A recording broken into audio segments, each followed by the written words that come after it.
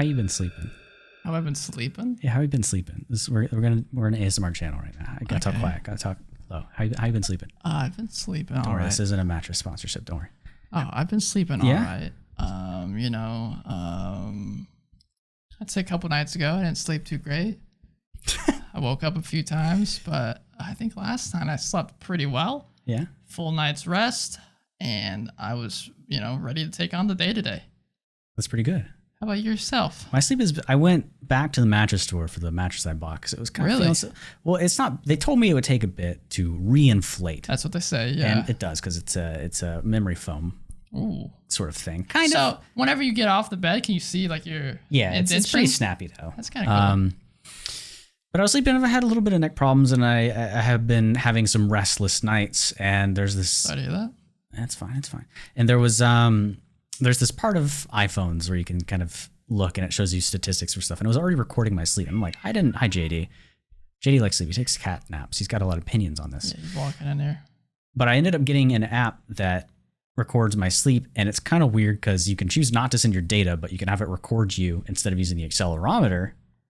So do you have to have the phone? Like, how does it know? You have to have the phone near you. You just put it on your table side pocket, charging and facing towards you at the bottom. Okay, and you tell it that, hey, I'm going to sleep now. Yes. Gotcha. And it sets your alarm, and it wakes you up between a 30-minute window, so it gets a more natural wake up rather than get up. Really? That's kind of cool. Yeah, it's just like you tell it, hey, I need to be up by this time. You said it, I want to be up by this time, and it can wake you up 30 minutes prior to that. Damn. Wow. He's upset. What, buddy? Holy. The mic didn't pick it up, but he did a long meow. No, he was going. So I started doing this, and for the past 3 nights in a row, consecutively, it will pick up things that it thinks identify bad sleep or you waking up or something weird. And for the past 3 nights in a row, I have talked in my sleep. That's weird. Did you saw the? Yeah, you posted it. Yeah. In our Discord, I think in 3 separate audio files. And I've gotten more after those. What the heck, man? Now, what would happen if it was like, hey, you said something during this time and you find out it's not your voice? See that it is kind of scary. That's what's scary. Because, I don't want to know that stuff. Well, right? it's a surreal thing because it's something I don't remember. True. And it's in this like sleepy, incoherent voice, like somebody is tinkering around in my brain or something. Puppet inside you. But everything I said was something to do with D&D. I can't cast that spell, or I can cast that spell. I have the resources for it. You yourself know that you're a warlock most of the time, and you're out of spell slots. And I said something about when I'm in this party, and I was like, "What the fuck?" And you remember when you were playing Mass Effect, and I said, "Punch the journalist." Yeah. I said journalist at the start of one of these, and then led into another full sentence. So do you remember these dreams? No, not at all. Not at all. And I full on JD is so let him up here. He's been sleeping all day, so he's in his mind he hasn't got any attention all day. Look at him. If you're an audio only, you're missing prime cat time right now. Head over to our YouTube channel. Head over to our YouTube channel, the Dungeon Crawl Podcast. So it's really weird hearing this for the first time. It kind of freaks me out. Yeah. For the reasons that we said. It's like paranormal activity stuff. No, it is. And I crack my wrists a lot, right? Yes. In my sleep, full on. Kenneth, stop messaging me. You're not in this podcast. Oh my God. He wants to be, apparently. He wants to be. So I full on, just like you're seeing on the video right now, crack my wrist in my sleep while talking. Multiple times? Multiple times. Well, they say the things you do out, in the normal everyday thing get transferred over not only to your dreams, but I assume into your normal body. But that's insane. It's like they say if you want a lucid dream, then you have to do many times a day. You have to like pinch yourself or something. And then eventually you'll pinch yourself in your dream and realize, oh, I'm in a dream. Well, the cracking my wrists is my most I don't know what the word for it. Like breathing, how it just kind of happens. I just do it instinctively, involuntarily. So thank you, Mr. Vocabulary. Thank you. You're welcome. That is it really fucked me up the first time I heard it. I was like, oh, there was a noise when I sleep. And it says, I think it said talking. I was like, weird. Because it categorizes the noise, like breathing, snoring. Did you have a moment where you're like, I don't know if I want to open that? Yeah, it's very scary. Because I don't want to know if there's a spirit in here talking to me in my sleep. It could very well happen. So it could be handy. I could call in the Ghostbusters, but I have had no problems until that point. It's just so funny because I've been saying that D&D is so much a part of my life right now, and it is ridiculous. And it is also in my sleep. I've never had a dream about D&D. Never. I'm curious if I say anything in my sleep. Get the app, man. I don't know if I want It's a berry that you have to break, and it's like, what the actual I shit? feel like you got one of our friends into it now, Wouldn't too. Julie She tell was you? posting it. I haven't heard anything that she said in her sleep so far. Actually, no, she does like say things quietly under her breath. I say full voiced sentences. It's so weird. It is very weird. So there's a lot of things that we do that we don't know about, and True. I don't think I had a segue for this. Oh, you did? I did. That was a good conversation You think though, I about won't? your sleep. Yeah, no, it freaked me out, dude. So okay, You know what it is? I'll trust you. I got one now, but you can go ahead. Okay, I was just gonna say, you know what else? Don't be a rough one. You know it's important. Don't do it. You know what's important when you sleep though is to have a smooth sleep, Okay, yeah, I get that. uninterrupted sleep. Yeah, And so is Dungeons and Dragons combat. that works. I accept that one. Mine was going to be basically the same thing. Sleep is a necessity. You know what else is something that necessity you do all the time? Combat. Eating cheese. I'm just kidding. No, combat. He's Ryan. Not a big cheese guy. He's Braxton. This is the Dungeon Crawl. Today we're going to revisit combat. And Braxton should have some bass in his voice today. Bass. Yeah, last time your bass knob was turned off. You were working at McDonald's that day. It did kind of sound like I was working at McDonald's. Yeah, in my tinkering. Ooh, you ever get one of those nerve cracks? No. That just happened. Another weird thing happens to me. We just turned the knob down on accident. Ryan mentioned it before. But Yeah. combat. Combat. And we've done a combat episode before, but this is going to be a little bit different. That was a more holistic one. And I think combat is something that never needs to stop being talked about. True. And that was more about like how to keep it interesting. Things you can do as a DM to make sure your players are having a fun time in combat. 'Cause Yes. combat can get bogged down. The tips we'll talk about today will hopefully help make it not get bogged down as well. Yes. So my biggest thing about D&D, and more of this observation has happened as I've been playing Solasta, a game that is Name drop. as one-to-one D&D as it could be on the computer. It's on Steam. I think it's on some other stuff just right came now. out. Unfortunately, there's no multiplayer, That would be cool. which is very odd. So it's not like Divinity Original Sin. Like that's truly a design Well, I was for watching you computer play games. it. I was kind of thinking it's like Mass Effect light in storytelling, and Yeah. the fact that the characters all talk to each other. It's fully voiced. They make the choices too. Very I made each of interesting. these characters. That's kind of cool. I told kinda you, cool. it took 4 hours. It was a lot. You get pretty in depth with that. They don't have every class, but they've done their best to put everything in that they could that is free. They have some homebrew stuff too. Yeah, They do. It's really fun. I was more interested in all of the classes, whereas in D&D I wasn't as much. But this isn't a talk about Solasta. Yeah. The combat, I noticed whenever it can facilitate the tedious tasks, much like improving applications so that it removes the monotony, you enjoy it a bit more. And I was like, why is this so much more visceral to me?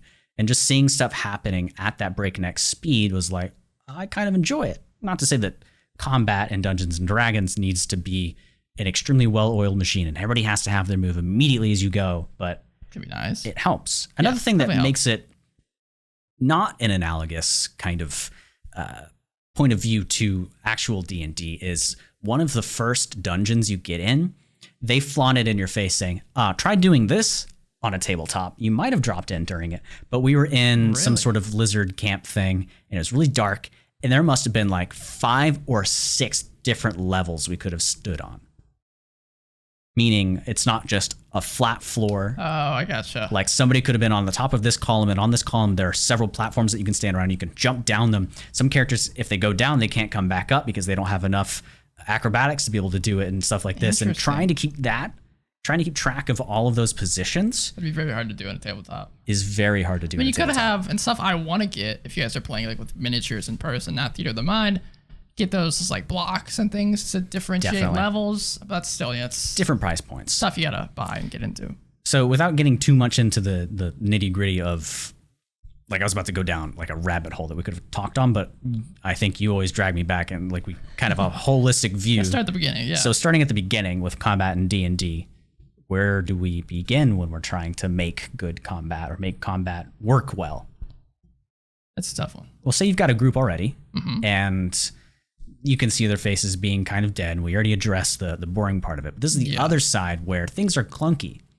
Yeah, it's you've been sitting there for 30 minutes and it's only not even the full round of players have gone yet. Sometimes you can have good combat and it just takes forever. Like in that game, it took a ton of time to finish combat. I was like, yep, that's D&D for you. Yeah.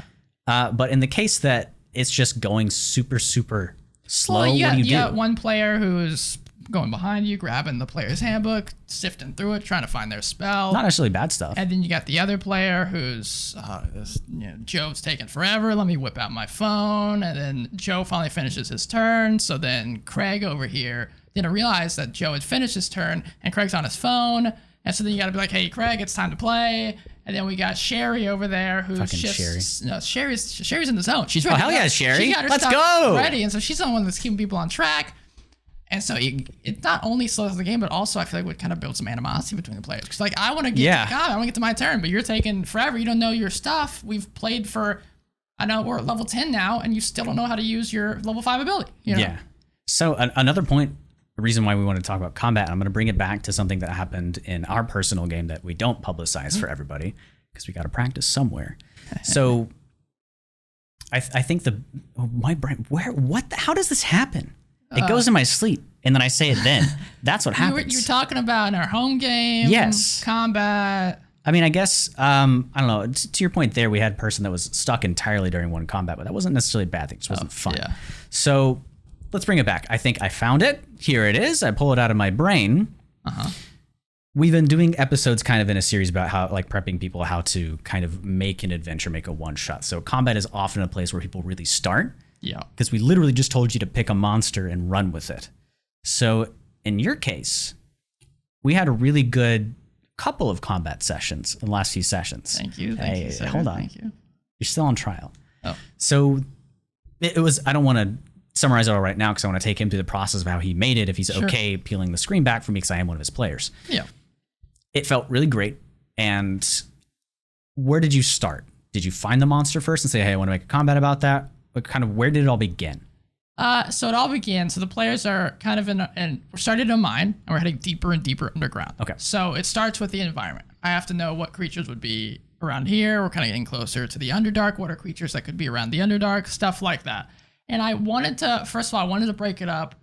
I kind of thinking about the 4-room dungeon idea we've talked about in the past. Instead of just being combat, I wanted to have some interesting things going on. There's one comment kind of. It's a big ass 4-room.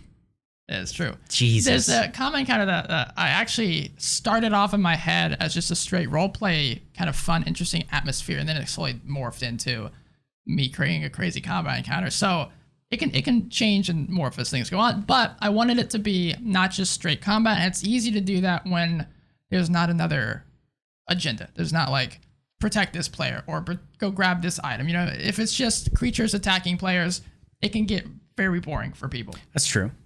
So I wanted to make it mildly interesting. So I was going through the creatures, and to Braxton's point, I found a creature that fits within the mines and within Underdark stuff, which is the Grell, which we talked about. Oh my God. In our my brain episode. entirely erased them from, I thought we were going goodness. to there was 3 combats here. Goodness. My God. But Grells are super interesting if used correctly. And granted, my players are level 10. Were level 10. They're level 11 now. Yeah, I was glad that they weren't that strong. So they're not super strong. And the interesting about the Grell is that you can create this environment where someone's getting dragged up, people are getting paralyzed. So there's a lot of things you gotta mess with. So you can create it kind of like a multi-layered fight where you're fighting the Grells that are close to you. Then also one of your players is possibly getting dragged up into this 80-foot long shaft that you have to go try to rescue. And there's possibility that they're paralyzed at the same time. So a lot of things you got to be juggling and messing with, and I think it creates for a lot of options, which is there were a interesting lot of things going on. So well, you've got the action economy, and there's only so many things you can do, and only so many parts of your turn that are even interesting, i.e. your action. Pretty much most of the time, that's where everybody wants to be. But there were so many things for us to think about that it felt like there was something going on every turn, and what somebody else was doing mattered. There's a point of contingency, though, because when everybody has something they're worried about, whether it's the same or not, they all have different ways on how they want to accomplish it. Yeah, it's fighting with much like IRL. There was fighting, but going back a bit, you had an NPC with us. Yes, you did, and I guess it was kind of an escort mission. You bastard. Kind of in a way, yeah. Holy shit. She did mention that if you want to leave, he's gonna be listening for my voice. So yeah. He set really good standards for us to want to protect this person outside of just get them to point A and point B. Yeah, it's not like a Resident Evil mission. No, we were going down these we've been walking in these mines for a while, a couple hours, and we get to this point, this elevator, can't get back up unless we have this NPC. All right, what the fuck do we do if we don't have the NPC when we get back up? Holy shit. And they get yoinked by the Grell and start dying a lot. And every combat encounter, they're dying all the time. And I don't know if you're doing that, if you made her weak on purpose. I feel bad about it. So that added a lot to it. I gave her she's got some cool stuff, but she can't do any of them because she just keeps getting paralyzed or getting taken out of the combat very quickly. Yeah, so right there, what I think Ryan is kind of doing is using more of the facilities of the game rather than just a player's action and a health bar. But then you also bring in you mentioned that one of our players was out of one of the later combats for most of it. With what the Grells do, which what I was saying is paralyzing. It's a possibility that one of your players might be out of it for most of the time. Luckily, it was an NPC that was out of it for most of the time. The other ones were just grappled. Very important one, and so it's stressful to have them out, but if still. If everyone gets paralyzed or a couple people get paralyzed and they're just rolling poorly, like you guys are level 10, so it's not a very high DC. We're level 11 now. But still, it can be not so fun. It can be not so fun. So that's a bad part of combat. But if you're playing with a cohesive party, they may get another objective and trying to wake you up. Granted, certain statuses, it can't really help. Like if it's a mind control thing, it depends on what sort of charm it is. But sometimes it's just up to you. So that does suck. The next part of it is, I think when people are playing Dungeons and Dragons, they make, at least I run into this issue. I find a monster that I want to use. Yeah. And it's a bit stronger than what my players can handle. So I end up just putting it in there in fear of demolishing them. Yes. So I noticed there was a bit of a horde aspect to the second encounter and the other one. But both encounters. I want to start with the first one because I don't even want to spoil the second one because that one had a lot of stuff going for it that was great. Unfortunately, we had one player that was incapacitated the whole time, but but then she came back and won the fight. Won the fight, yeah, because I let them win the fight. Sure. Yeah. So the second encounter was with these sort of bug things. I don't know what they're called. They're called Kuthrix, I want to say. Sound like they're really nasty looking. They're in the player's handbook. So no, they're in Mortal Kindle. I think that's what I said originally. They're one of them. And they're not like that strong, but in Dungeons and Dragons, much like Monster Hunter, when you start playing it and you don't have a good feel for how strong things are and you don't see a health bar, and earlier in the campaign you encounter a similar underground interaction with big bugs that kind of traumatized you, you're terrified. Yeah. So I think through your entire campaign, and this isn't something that you can do like quick tips right now to improve your D&D combat, it's a bit of a slower burn, is set fear of combat into your player's mind. It's not just like murder hobo or hey, let's get XP. Yeah, it doesn't happen all every 5 seconds. Yeah. It's like we were underground. This is using the environment thing. We were underground, had experienced something similar to this before, heard a chittering noise. You had sound effects. I played Vampire Bat. It was ridiculous. One shows up. We're still self. I fail a check to fear it. That was unfortunate. And combat starts. So it was just like everything that kind of piled into it. We weren't like dying to go into combat. And we've been traveling for hours. I'm not kidding. Like a full day almost, or half a day. So we weren't just turning around and getting out because these things can dig through stuff. So there was a lot of stakes where we were about to be the stakes. I don't know. Both. It was a lot. So the combat ended up being like there were levels to it. It wasn't just here's these goblins, kill them and you're done. Yeah. So I guess run through that and your thought process. Well, I started with the youngins. There's multiple tiers of these Kuthric things. There's the young ones, the adults, and then the Hive Lord. And so I started with the youngins, and some adults came in.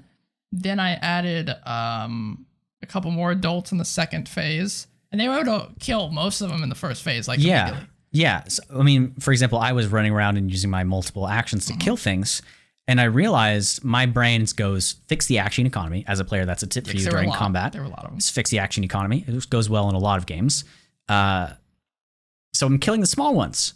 And then when I kill the small ones, I notice at least once per turn, when I kill a small one, I get targeted by an assload of spikes coming out of the big ones. First, and this is very important for you DMs, foreshadow abilities. So before he was getting attacked, all the adults would like hiss at him. Every time a young one was killed, they'd all hiss. And it wasn't until the Hive Lord came in the next turn of combat, the next round, was when, if the Hive Lord was in eye contact and vision of them slaying these youngins, then everyone would like gang up on the guy that attacked it. So we're level 10. I don't know what CR these guys are, but fairly low. Yeah. So giving your monsters abilities or finding monsters that have abilities that do more things more often. That was homebrew. That was not a thing that they just do. See, there you go. Yeah. Never be afraid of homebrewing. I know that's the solution for 5e all the time. Yeah. But in this case, work.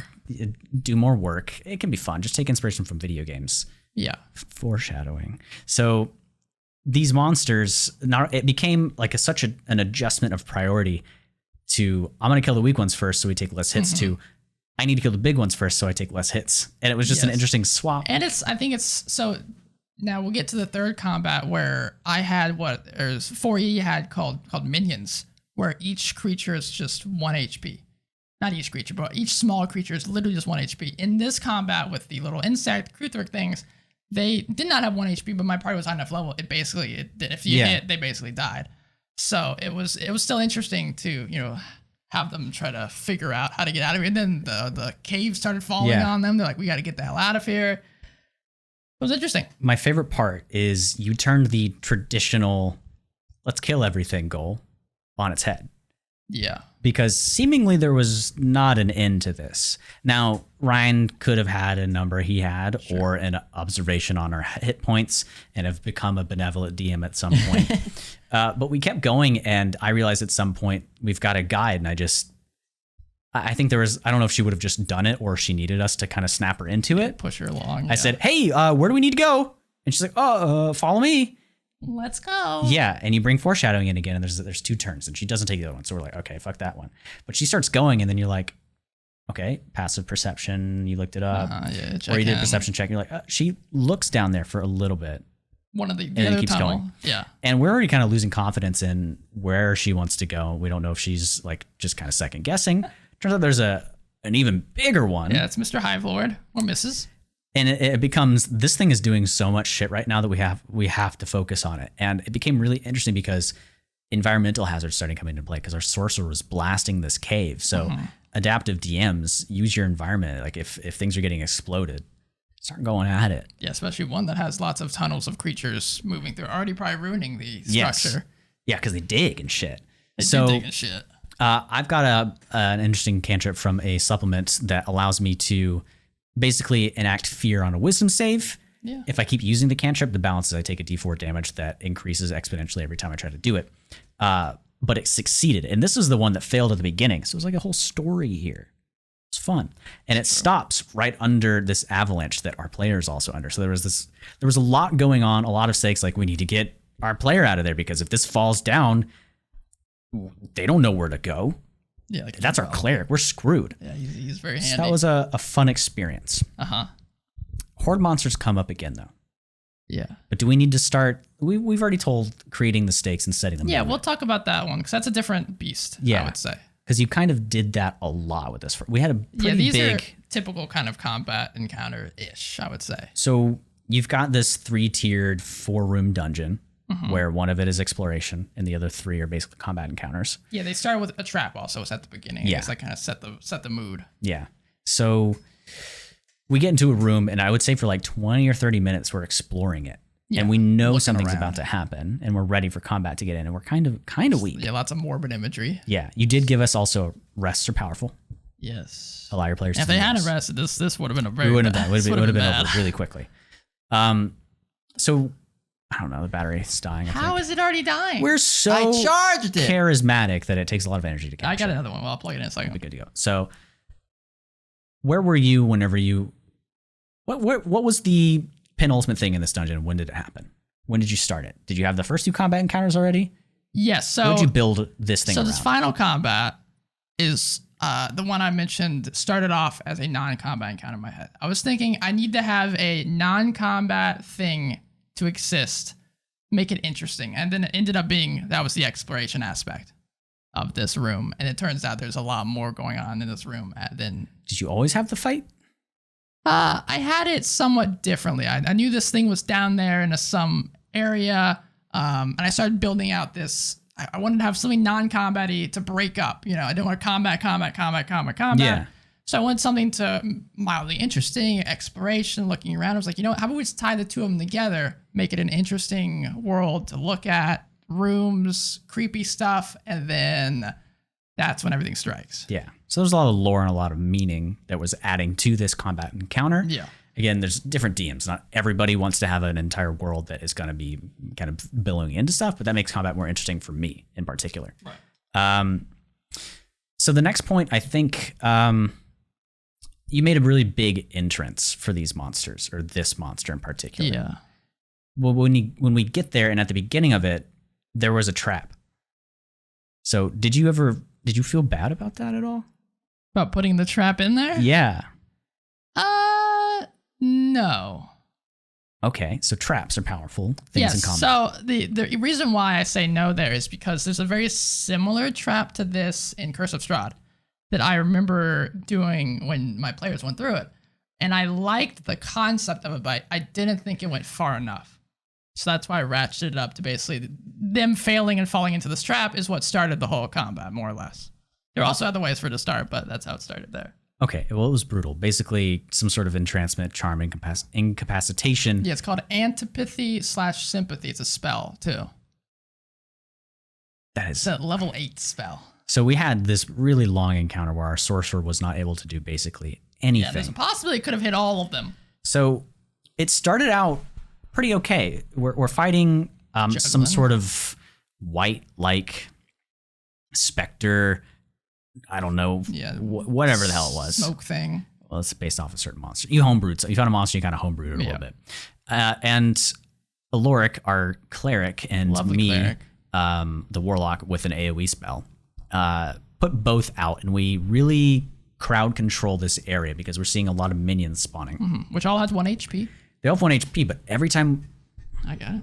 The battery just went. I figured we can still talk. Yeah, so every time we would hit this monster... So every time we did a thing that we wanted to do, and this is kind of player psychology, we're like, hell yeah, let's kill this thing, let's keep going. A monster would spawn every single time we hit this guy. Every time. So it's another change of these common priorities that made combat so... I don't know, it made it flow better because so much was happening all the time. And from that itself, we had these AoEs set up and we're starting to kill them a lot. And when our AoEs, Ryan just clapped, stopped working... These guys just exploded. Yeah, concentration ended. These guys exploded. They, like, literally 8 of them, like 3 around me. It's also important to know I'm not a very mean DM. These creatures did not do damage. They just sucked away your life force. Yeah, I guess. They did 1 HP to your max HP. Really? That's all I did. -1. Well, I was so terrified that I thought they were doing damage. I didn't do it to me, but thinking back on it, I was like, fuck. They did explode, like you mentioned. But if they attacked, which they didn't get to very often because they were, doing kind of WoW MMO stuff. We were really controlling killing all shit. the ads. Each one, if they hit you, would only do 1, or lower your max HP by 1. Yeah. Okay. But each one that was on the battlefield... Theoretically, that could kill you instantly. Theoretically. But you have like 100 HP. That's, yeah. But 104 at the time. Each one that was on the battlefield would raise the AC of the main monster by 1. So there was times where I had like 24 AC. So, yeah, he revealed to me that he used MMO tactics and raid design as an inspiration. And I think, how does this reflect on D&D and its combat and how it goes? And I feel D&D generally is very static. Yes. There are a few spells that change some stats, a few that alter monsters a bit. Just to toss it out there. Yeah. The last, I don't know, like every encounter that the players had, actually, okay, the Grell one was run straight out of the book, but almost every like combat encounter that I've run in the last year, maybe more, I have added actions to my creatures. Actions, okay. Yeah, action-oriented monsters by Matt Koval. I was about to say, you're giving me shit for homebrewing. No, I homebrew a lot more than you do. I watched that video and it has changed my mind. I always tell people you should watch that video, add small actions, do reactions, give them bonus actions. Of course, that can very much skew a CR2 goblin to much higher. Yes. But if you give it abilities that are still more in line, or have it kind of legendary pseudo actions where like the Hive Lord. I gave it a pseudo legendary action that only does once on its turn, on legendary action or on initiative 20. I mean, to charge, and all the creatures move 40 feet if they want to. So just things that look at this creature. What else could this creature do, logistically speaking? Like the on-keg creatures that I've had my players fight.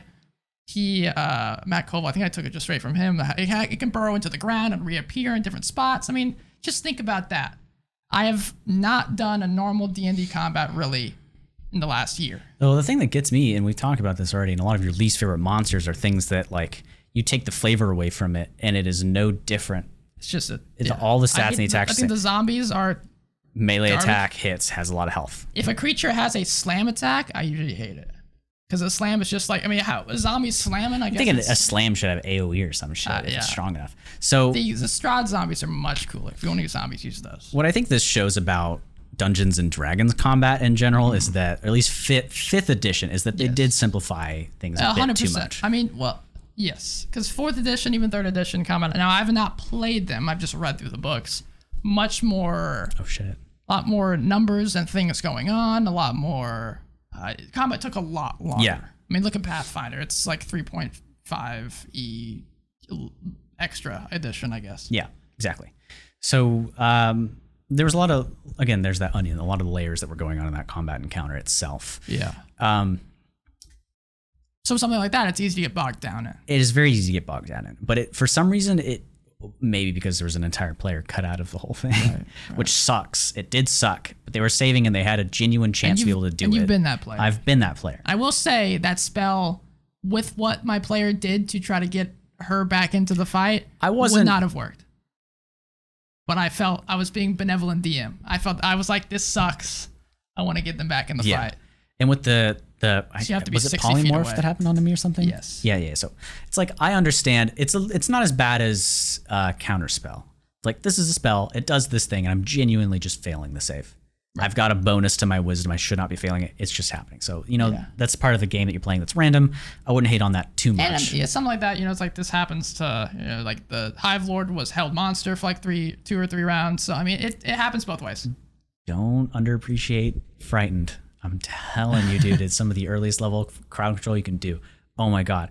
And that brings another point too that I want to talk about is you're adding all these actions and bonus actions to monsters. The thing for me as a player is when that starts happening and I'm playing in a much more fun combat from the monster's perspective, it makes me realize how boring my class, my spells, and players in general are. So you do have to be careful to not make your monsters into not make your monsters into what the player wishes they could do. Sure. Because that can happen a lot. So I think magic items just come into play. Unless you give them a magic item. Exactly. Yeah. Yeah. If you get that. Yeah. I'm saying if you give, you could give the villain a magic item, and then the player gets to use it. No, give the player a magic item. Well, you give it to the villain. Give him the player kills the villain. And give the players more magic items. If you're not in a Actually, I think I've only done that once or twice. You guys were on the ship and you guys killed the guy that was using the wrappings thing. You're like, hey, that's cool. And you took his wrappings off. I'm like, hey, let's use these. These are my. Oh, that is actually. Yeah. Give your players give your monsters cool things. My brain's tricked up. Yeah. Let your players take those things. If you are worried about giving a creature something too powerful, then make it find a magic item that you like. Give it to that. So there's a reason this creature has this powerful ability. Huh. And then the players kill them like, hey, that's why he could do this. Now I can do this. So at least you feel more powerful now. Yeah, and then your party tears each other apart over the item, and bad things happen. This is true. Being low health. What do you think? What do you feel about that? What do you think? What do you mean? Just in general. Scary. Yeah. In the Dungeon Why is it Chronicles, scary? I play Ormano, and he has like a max of 24 HP. Well, that's much better now. That's but true. there are monsters at your level that can kill you in one hit. Was 19, but yeah. You were 12 for a while. People will probably confuse me for a mage just by looking at that HP level. Clerics are generally chonkier. I know. Generally. But we don't play that way. So I guess more than just being low health, it means that you're about to get downed in combat. Action economy is about to change a lot. And I haven't been low health in our campaign in a long time. Yeah, you got low. I got, I think, 1 hit away from dying, basically. I was like 11 or something. So players, I think, if you challenge your DM, and I'm giving advice to players to help improve DMs, because it's not just on the DM to do it. Make your character just good. Make your DM be like, holy fuck, my combat's too easy. Now, reprove things through them, but don't just give yourself, like Pokemon. When everybody first plays Pokemon for the first time, and throughout the entire campaign, it's, why would I take anything that just doesn't do damage? Why would I use Tail Whip? Why would I lower their speed? And you start playing competitive Pokemon, you're like, oh, this is why. Right. So start looking at some of those spells that I know Cone of Cold is amazing. I know it does a lot of damage. I know it's fun. Do take it, but use your extra spell slot to not take another damage type of thing. But Like haste. Like haste. Oh my god, haste. Oh my god, haste. Or Misty Step. You will not believe the amount of things you can get out of and control. Add more control to your repertoire players. Being able to teleport out of a grapple, that's pretty cool before it turns into a, well, oh, I wasn't restrained, right? No. Okay, if I was restrained, it probably wouldn't have worked because somatic components. Use your hands. So it's scary. But look at some of these spells that people probably would be like, those aren't the best. Or if you're playing Monster Hunter, don't use the Nargacuga weapon. For those of you that play Monster Hunter, what does that mean, Braxton? It's got the highest damage and the highest crit rate in the entire game, and no weapons are better than it. At least for the Insect Glaive, for the most part. That's all you use? Insect Glaive? Yeah.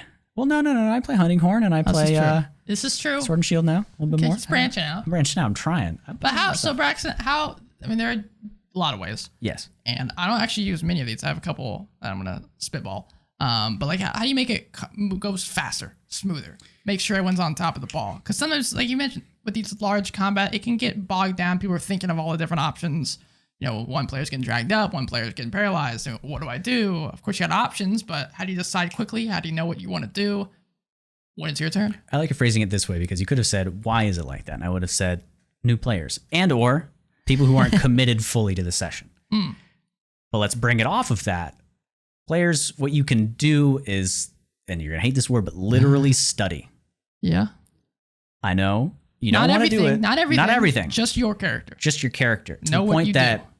you wouldn't even have to look at your character sheet. You don't have to know it. If you're like a sorcerer and you've got or a cleric and you've got an ass load of spells, Druid. just know generally what does damage, what damage type, and any finicky rules that you feel like somebody could ask you, how does that work? So you've played a bit and go back on some of your sessions. You might not have a recording sometimes like we do get to, but go back and think, where have I had to explain things? And then think about that. And before your session, just like 5-10 minutes, look at your character sheet. What are some of your favorite things to do? Get to the point where you could have your turn come up and have zoned out the entire time, but still be like, I know what Eldritch Blast does. It has 2 beams and does 1d10 damage. And I've got another one I can use because I'm at this level. And I've got Agonizing Blast and adds 5 to my my attack modifier because of my charisma, because it's an invocation. And D&D Beyond makes this easy, but if you aren't using D&D Beyond, it can make it, you're like, oh wait, I gotta add this onto it. As like when I was doing Illrigger, oh my god. Yeah. I was like, okay, wait, hang on, I also gotta add this die, and then, I forgot I have this ability too, and then roll another die. I mean, it's... Yeah, I don't want to ask you guys to like make a flow chart, but you could if you're the type of player that likes to write a lot. If you're playing D&D, you might, like majority of you might be that way.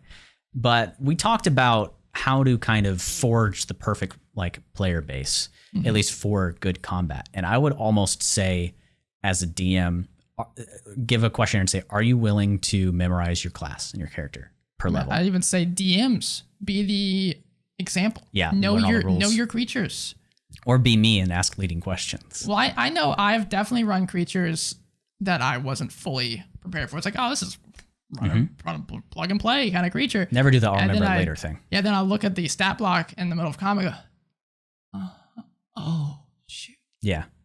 So, it's definitely harder for DMs. Know your creature. Know your creature ahead of time. Just give it a couple once-overs, know what it can do. I even like sometimes creating, if everything goes to the creature's plan, this is what the first round will look like. Then second round will probably do this. Third round, of course, the player's going to probably change that plan, but at least I have a game plan of what it would like to do. Yeah. I usually do that for like higher intelligence creatures. It's very smart. If you want to make a flow chart, I'm going to try to simple it down for you as I've fabricated this in mind as Ryan was prattling off, saying whatever he was saying. That's what I do. There's several situations in combat that you could be in, or statuses, right? Yes. Winning. Sure. Hurt or losing. Yeah. Somebody else is in danger. And movement or escape. Okay. In each of those situations, come up with your favorite actions in that situation and write them down once or twice.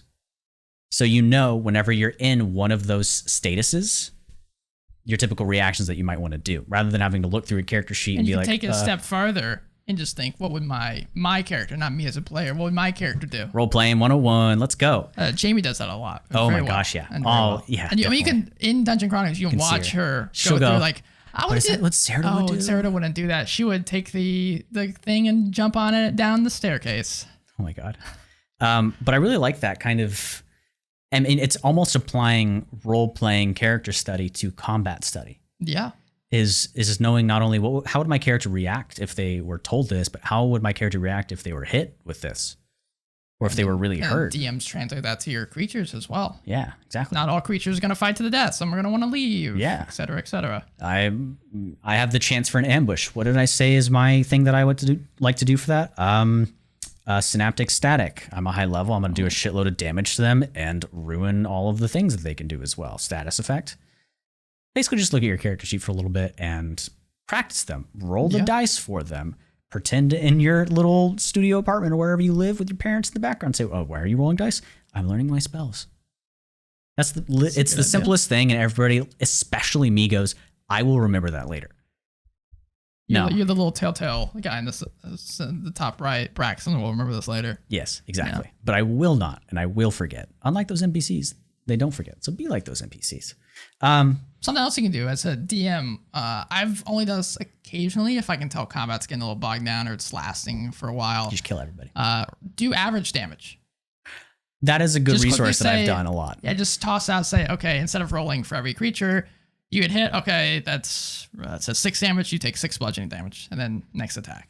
Don't be a rude DM when you see your player has 5 health left. You don't look at that. And you see that the creature does 5 health. Yeah, I like to not look at my player's health, so I don't play off of that. Yeah, you can ask the bloody thing and whatnot, but that's a big portion of it.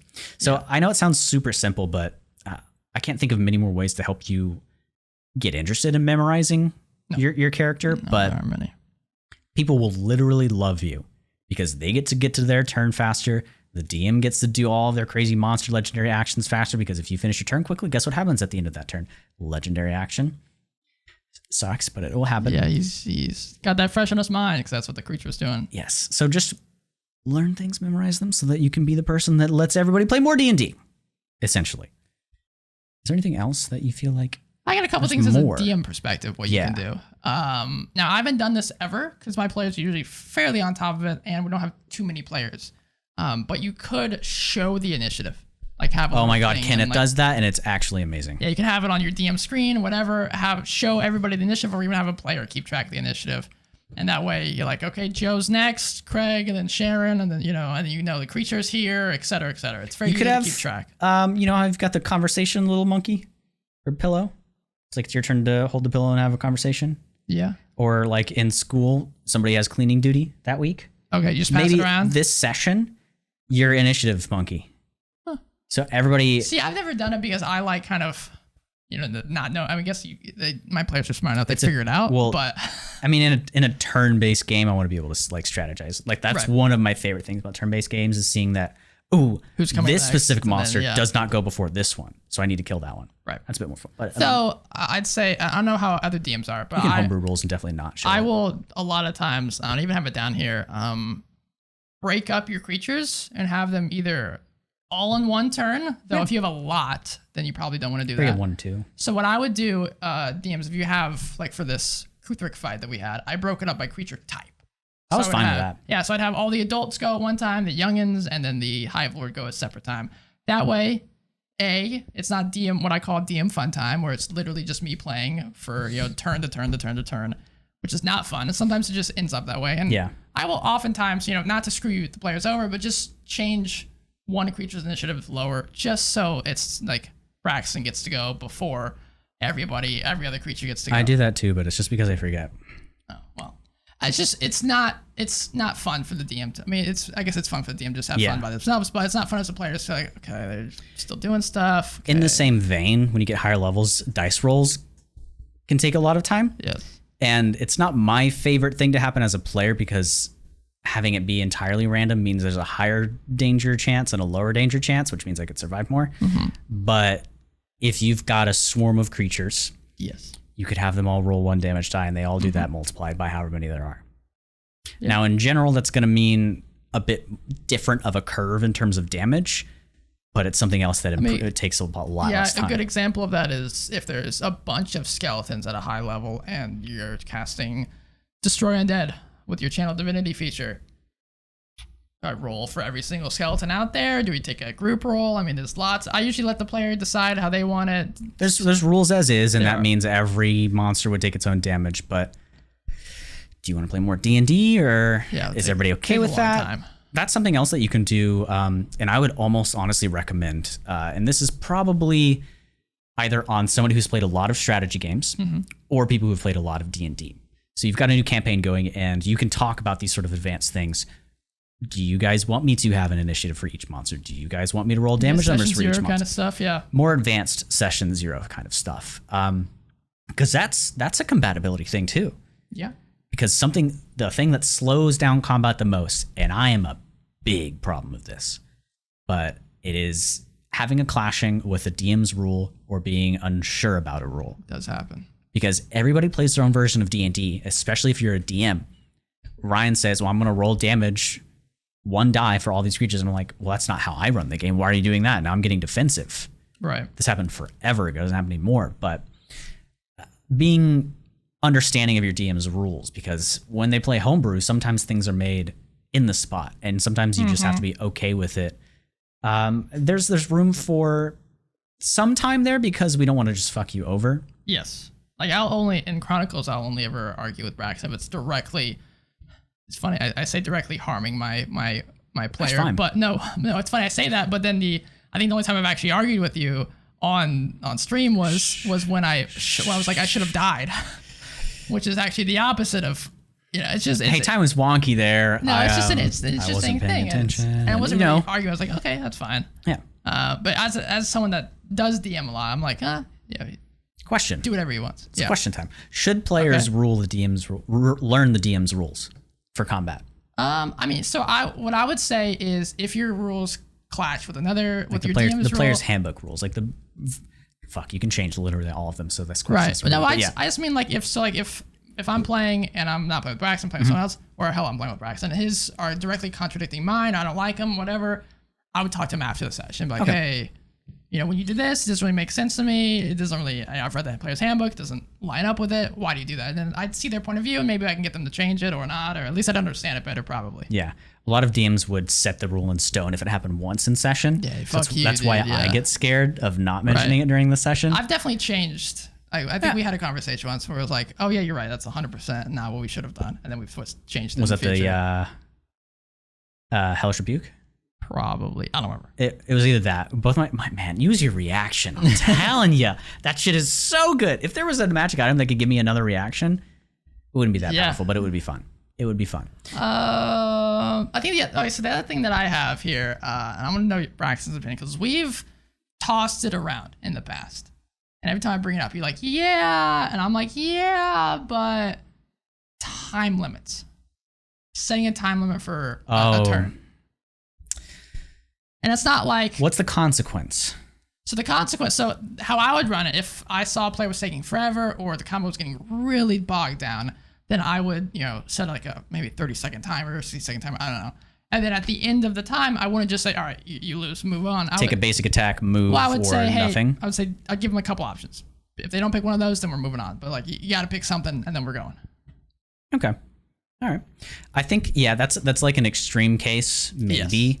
Yes. Or you can start it off that way if you said, hey, Sessions here, I'm going to do this because I want to make sure that you guys can handle it. I mean, counting down as a DM can lead to some very rapid and scary and important decisions. And go and say, all right, 3, 2, and then they make the decision. So, it's kind of fun. It is kind of fun. But scary. Yeah. Sometimes you don't even have to have a reason to do it. Just say, I'm going to have a time limit on this shit.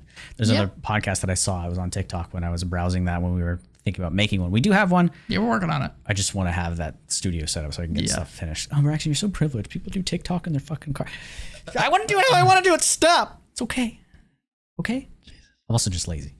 So, yeah, timer. I think timer could be fun. I mean, I like timers. I've used them in combat. I've used them for the sand that's filling up the room. I don't know. And you put down something put an hourglass onto the table and say, once that's over, you die or something. I don't know. Yeah. That's kind of fun. Yeah. So last thing, or actually I got 2 more things here. You've got so much stuff. And this is an interesting and sometimes controversial topic, but talking in between your turns, at your turn, etc. That's a big point. So I think hold on. Is there a rule in the player's handbook about talking? Well, Depends on what you mean by rule. This is what it says. As in how much you can talk per turn. No, this is what it says. In your other activity on your turn option that you can take, it says you can communicate however you are able through brief utterances and gestures as you take your turn. So it's going literally with the amount of time because every full. It's not much you can. It's a full round is 6 seconds. Yes, full round is 6 seconds. You know what's kind of funny about that though is that doesn't scale with how many things are in there. No. The more monster there is, faster people are moving. Go, yeah. That is weird. So if you got like 100 things, they're like doing shit all the time. I think it's supposed to be like, if you watch like a medieval warfare video, it's like everybody's doing stuff at once, attacking. And it's hard because that's really slowed down. Yeah. It's very slowed down. With talking in my eyes, I'm okay with it here and there. I think as long as it's not like literally full on tactics being like, okay, you attack this, I attack that, I think that should all be done before combat. But what if you cast time stop? Oh, still you cast time stop and have a whole quick conversation. That spell sucks. We decided this. It sucks. Remember? Yeah. Okay, good. He gave it a face. But I'm just saying, you cast that spell and then you have a quick conversation. Then it's over. Imagine that's how you use time stop. Or everybody it's on the anime rule, and if there's an interesting conversation to be had, the battle stops. Well, your battle can definitely stop. Yeah, 100%. Which actually, segue. Leads into a thing that I have on here that says, don't be afraid to end combat early. Just like this podcast. We're done. Well, no. I'm just kidding. Well, I mean, so if a creature, like we mentioned before, is dying or you've killed their leader, they can surrender. They can run away. Or, I don't know. You could I've done this before. If it's obvious the 4 players are going to kill a single goblin, let's just move past it, The goblin dies. You guys eviscerate it. Combat starts and it's dead. I've done that before. With the 1 HP things, we have a rogue, and you know how much they love stacking their damage die and stuff. You were like, I'm just going to stop you there. Yeah, if you succeed, it is dead. Unless you're capable of rolling a D0, it's dead. Yes. So there's also that sort of thing. That's if you use 1 HP monsters. Okay, final thing. Then we'll rattle the say something. That much over. Take it. Are we not? No. I can't even see the time. 52, 53. 52. Okay, so something that I think people are afraid to do and also intimidated by because of watching like a Critical Role-esque thing. Oh boy. But is describing combat. Yeah, that's fun. DMs sometimes get a little nervous or overwhelmed because the players won't always describe what they're doing. I try to do it in Chronicles, say this is what I'm doing, I'm whipping this out, whatever. It's also part of your character, so it's kind of a sneaky way. Yes. But I think describing the flow of the combat can help lead things together. For example, Braxton takes his battle axe down onto a goblin's head. I don't know if I ever played a character with a battle axe, dude. First of all, your name's if you're taking a battle axe, you're wrong. First of all, your name's Braxton. Take a great sword. It's better. Okay. Well, anyway, he takes the battle axe. Craig takes the battle axe. I miss him. To the goblin's head, pulls it out of the blood sprouting, and then Braxton's turn. Or Carrion's turn, I don't know who he is. Braxton's turn is to, you whip out Eldritch Blast and fire it. And so a good way to connect those two actions would be to say, as Craig pulls the battle axe out of the goblin's head, 2 globs of Eldritch Blast come around the corner. Connecting the two together as a nice flow. Think about like you're writing a story or something. He's falling over one direction, Eldritch Blast hits him in the way he's falling and knocks him to the other side. And then Sharon comes around and shoots Fireball into his face. And then everybody's dead. Yeah. Connecting the turns together can be really helpful. Because it is like that. That's how it would be. It's within 6 seconds. Yeah. So if there's, hell, there might be way more. If there's 6 combatants, everybody theoretically is doing this in about 1 second. Have you seen? There's a TikTok. My girlfriend showed it to me. There's a TikTok where. Exhale. Yeah. There's a TikTok where I'm sure it's a YouTube video, honestly, where it shows turn-based combat for D&D, and then it shows it played out. Oh, yeah. And it's actually super interesting to see. I bet. Yeah. It's like that VR stuff that we were seeing earlier. VR, D&D VR. I don't know how to feel about that. DVR? Technology's just going full cycle. We'll have DVRs again one day. Why is that shaking? I don't know. I saw that too. It's kind of scary. Shit. And a window on his computer was shaking violently. So anything else on combat, man? There's always more. I don't think the conversation on how to improve combat will ever end until 5e ends. Do you think they could fix it with a 6e? I don't think they can fix it, but I think they can make it more fun. Which reminds me, we haven't solidified this, but I'm going to solidify it right now live on the podcast. Okay, I want to do it. Yeah. Okay, so we're solidifying it right now live on the podcast. Next week, everybody. No! Next week, Ripping the everybody. Band-Aid. We are going to check out for the first time. Well, for Braxton's first time. Yes. Actually, it's my first time for 2nd edition. Pathfinder. We'll be looking at Pathfinder, doing a small little dissection of what's the differences between D&D. If you want, why would you pick to run a one-shot or a campaign in 5e versus Pathfinder? I'm going to say why, because if you're listening to this on the day that this episode comes out, tomorrow, this deal ends. There's an insane deal for Pathfinder 2.0 whatever edition on Humble Bundle. Yeah, 2nd edition, yeah. An ass load of books. I am not kidding. He's not. So if you have time, you're sitting in your car right now when you get home and work, you get on the internet and you go to humblebundle.com and you look at that storefront because it should be there. Go get it. Or you can go in our Discord and you can find out about these things way before we make this, because one of our lovely people in there was like, hey, I don't know if you can do an episode on this quick enough. And I was like, we do everything last minute, so we can. But it's tomorrow. Yeah. Unless you're listening to this way after the fact. Pathfinder is really cool. I've not checked out 2nd edition, and I'm excited to. Me too. But that's for next week. Are we doing it from the perspective of I don't read it at all? Or am I reading some things? I think you should at least check out the basic stuff. Okay. Just the basics so you understand, what the difference is between D&D 5e and this. I'm just kidding. No, I'm really excited to read into it because I haven't. I've been told that I will enjoy it a lot. Yeah, a lot more number crunchy. There's no warlocks in base though, so I'm. The modules are fantastic, absolutely wonderful adventure modules. Ooh, boy. So they're called actually adventure paths over there. Interesting. Because it's multiple adventures that they string together. I do have to say, I feel like an imminent, disturbance in the force coming. That was sharp and bombastic. Good thing we altered the compressor. And I pulled the mic away. Yeah, he did. Okay. But why did I just scream like that, Braxton? I don't know. Was it screaming or was it a wonderful jazz lick, just like Ormano in the Dungeon Chronicles, our actual play podcast does in our last few episodes? It was a jazz tune to bring into the news thing that we do sometime. As most of you probably already know about all these things, but what do we got? So this came out just, I want to say yesterday. There was a leak that we found out. I think the leak was yesterday or 2 days ago on the as you see this podcast. Yeah. And now one of them's been fully. Oh, you bastard! The recording stopped. We'll get a new camera soon, guys. Do not worry. Sorry, guys. We should just get really close to this. Ruining I'm too comfortable. Let's not do that. Ruining my news segment. So one of them's now been fully announced because this leak came out. But 2 hardcover books. The next 2, I assume, got leaked onto Amazon. The first one called, I guess if you don't like spoilers, you can leave. The first one called The Wild Beyond the Witchlight, a Feywild Adventure. And this is the one that got now fully released. There is not fully released, but fully announced. And it makes sense because there's a really cool cover. Unearthed Arcana has been hitting us up with that fucking Feywild shit. There has been some controversy on this. Not controversy, he gave me a look, but more so people aren't so jazzed about this cover. But what? Oh, about the cover, really? Yeah, about the cover. Why?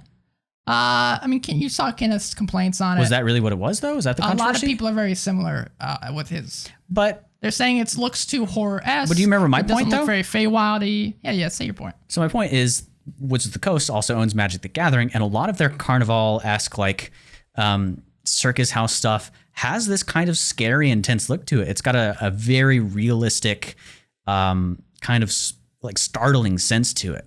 So the Feywild is very much like that. It is wild. It's crazy. Sure. It's a bit frightening.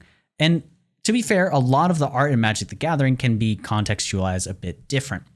But I think it works well in this case. I think people were more so hoping for a stereotypical with fairy tales, fey creatures. I think even if they did fey creatures, it would still have a bit of a frightening aspect to it. Oh, for sure. It wouldn't be like just cartoon anime and pixie dust everywhere. I just get, there's I'm pretty sure the Domain of Dread is just called the Carnival, right? Yeah, there's literally a Domain of Dread that looks like it feels like they were writing the Carnival and was like, hey, let's put that into this book. I will agree. It does look like it would fit perfectly in that domain. Or Rakdos, maybe, from Magic the Gathering. Yeah. But their little description on it says that it's a big adventure storyline that brings the wicked whimsy of the Feywild to 5th edition for the first time, which is crazy to me. That's the first time. Which makes me think that 5th edition is going to last a lot longer. July 16th and 17th with D&D Live 2021, there will be some big announcements. Both of these books, they will have big announcements for them. Yes. The next one being... Hold on. Hey, what's up, man? We've had a lot of Feywild stuff lately. In everything. Have we? Well, we observe Unearthed Arcana, so I'm a little bit tired of it. That's just because of this book. Right. That's where that stuff's going. It does say there will be creatures, characters, mechanics, and stuff like that. Yeah. So I feel like I've been hit upside the head with Feywild stuff. Now, if I was hit upside the head with Warlock stuff, would I be tired of it? No. So same thing for people that do love it. So I'm happy for those of you that are getting more content in this. I'm just like, we've had so much witch stuff lately that I'm a little tired of it. Well, you're going to have to get used to it, Braxton, because the next one, it's called Curriculum of Chaos, which is a D&D MTG crossover adventure book for their well, the weird thing is at the time of this release will not be their newest set, which I'll get into in a minute. Is as the time of this recording is their newest set, Strixhaven, which is kind of like a twisted Harry Potter wizardy school. It's cool, and it's not the same type of witch. And there's going to be each school is very. It's oddly similar to Ravnica. Each place is very unique and very different. There's going to be warlock stuff. 100%. If my homie, the wonderful bird warlock from the new commander sets, is in this, I'm buying it. But it does say adventure book, which makes me think it's not like a Theros and not like a Ravnica book where it was a setting book. This says adventure book. Yeah, I think I rationalized this to Kenneth as adventures have everything in D&D. It's got monsters. It's got a place for you to explore. It's got mechanics. It's got new items. But Ravnica and Theros were just straight setting. Yeah. So if it's an adventure book, I imagine it's going to be kind of like Candlekeep. Really? A place that you can go through and have an adventure in. Oh, okay. I imagine it's going to have a storyline to play through, like a Curse of Strahd kind of thing. There's kind of a storyline, and it was a new unique situation for Candlekeep because it was books. But if it had not been books, I think it would have been exactly what this is going to be. Yeah. And I don't know if that's all of the D&D books that are going to be coming out this year. I hope not. Are there any subclasses that haven't come out yet in Unearthed Arcana that we can kind of tell? We'd have to look later. We can do research on this later. But I don't think there's this my brain goes to. I don't think there's a warlock that hasn't come out yet. I don't know. But there have been ones that are added to these books later. True. That weren't in Unearthed Arcana for whatever reason. I don't know why. Gotta have some hype. The weird thing to me about this Strixhaven book is by the time this releases, there will be a D&D themed MTG set released. That's very smart. Well, that's very smart. It is, but it's strange in the fact that the crossovers. I feel like this should have been timed with Strixhaven. Well, what happens is rather than just here's Strixhaven. Oh, it's a set in Magic. So there's a funnel that goes from D&D to Magic. Now it's here's Strixhaven in D&D, and here's D&D in Magic. So the people that have not played and aren't going to D&D, sure. So there's a crossover on both ends, and like an infinity loop, and you get the Infinity Stones, and everybody dies. I hope not. My problem with them choosing Strixhaven, though, is that is a set that literally just released for the first time. Nobody knows Strixhaven that much. I doubt anyone has. You know how people are going to describe it? Boring. D&D Harry Potter, and that sells everything. I wish they had done a setting like Innistrad. Why not do an Innistrad setting? No, flip the actual issue out of here, pull it out of the ground. Stop it with the magic stuff. Get it out of here. So you just don't want any more magic? No! It's a great world. It's fun. The art is cool. It's a fun card game to play. But my God, can you make a new thing at some point? No, they can't. The other complaint with this as well is people are feeling like this will pull farther and farther away from a Planescape or Spelljammer book in 5th edition. Yeah, because Magic is just Planescape. Well, their planar travel is very different to how the Planescape planar travel is. So they would almost like contradict themselves. So it wouldn't make any sense. I don't know if D&D is building in the MTG planar travel. Is MTG canon D&D? I mean, all the settings are technically canon, I guess. I don't know. But in a Far Realms thing, from WotC's point of view, is Far Realms canon to Magic? Like, if you have a Far Realms setting, would they say, well, technically, I mean, you can absolutely do it. I guess it depends on how this D&D set in Magic is. True. Yeah. I wonder if there's gonna be beholders and I'm stuff. honestly thinking it's going to be a school, a place you can be with Strixhaven? chancellors and Oh, classes. I'm sure. And Yeah. it's going to be Candlekeep, but with a continuity to it. I'm intrigued. But if these are the last 2 books for 2021, I really don't care. I'd rather have something more interesting. they haven't had a release that I've been excited about. And I think I went on record, or at least off record, one of the two, so I can't specify. I feel like there's months missing here because this release is September 21st. The next one's November. What about until then? That's like 2 months away, right? 3 months? Something like that. Yeah. I don't know, man. Campaigns are long. I don't know. What are you going to say? Sorry, I cut you up. Basically that the next few releases are going to decide how I feel. And yep.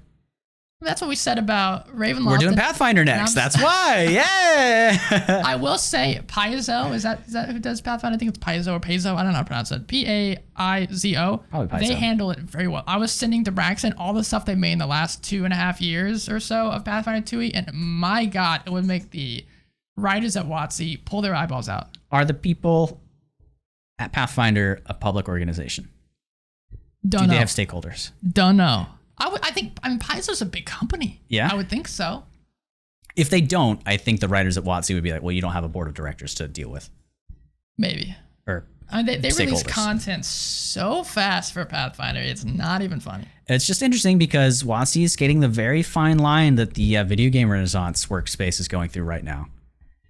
All these greats are starting to tumble down, and it's these old studios that are at the end of their lifeline, and their work style is just not working for it anymore. Blizzard, Bethesda. Blizzard's such a strike You in notice the heart, man. what the similarity was with all those? What? The letter B, everybody. Blizzard, Bethesda, BioWare. More like, bye. We've been the Dungeon Crawl. Whoa! We have socials. Those are at Dungeon Crawl Pod. Every week I post a couple of clips from both this show and our actual play podcast, the Dungeon Chronicles. It's live every other Monday. What is the date of that one while you pull it up? We'll be next week. What's the date? The date will be the 14th. The 14th of this month, which is June, and I'm the DM there, and it's fun. Twitch.tv/Dungeon Crawl Network. Network. And it's usually around 6 p.m., so look forward to that in a week, or if you've missed it, I'm sorry.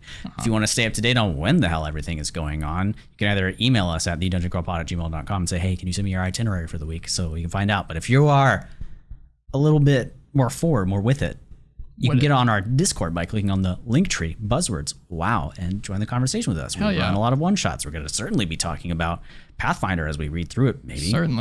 Certainly. I don't know. But we have a lot of people in there that are really friendly, talking about a lot of stuff. Earlier today, we had a what if The Legend of Zelda Hyrule was a D&D setting, and we were making a bunch of classes and characters. My favorite one, of course, so far was a patron of Majora, warlock, with a boon of the mask.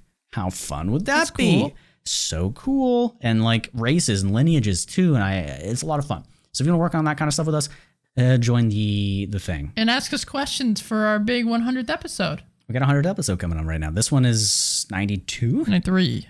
Oh, man. Wow. I know. Wow, time goes by. I presented that question thing to Ryan at like 80 something. We're already catching up here. So please jump in. We'll compile some questions, or we might be forced to just go on Google and answer questions of people that didn't ask us the questions. And interview each other. More of the same thing.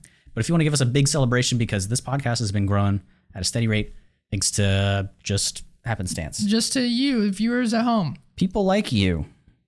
Not you, but you. That one, yeah. That one right there. I see you. It's awesome. I don't think I have anything else. I'm currently preparing my brain for what's next. Hey, everybody, make sure you go ahead and roll initiative right on into Apple Podcasts and rate us 5 stars on iTunes. All right. Or not iTunes, sorry, Apple Podcasts. Write a review down there and make sure your DM is happy with it. Or not. Sorry, I kind of lost the... You did. I think you made one this week. I actually, fun fact, I actually usually don't. That's called improv, everybody. Holy shit. Yeah, if you want to improve your role-playing, enroll everybody into some role-playing improv classes. Or go listen to our role-playing episodes. Or, just listen to more of our stuff. Yeah, that's the best way to do it. As you prepare yourself. If you guys want to be prepared, go to the Humble Bundle stuff. Check out Pathfinder 2nd edition, as we'll be talking about it all next week. Big old deep dive.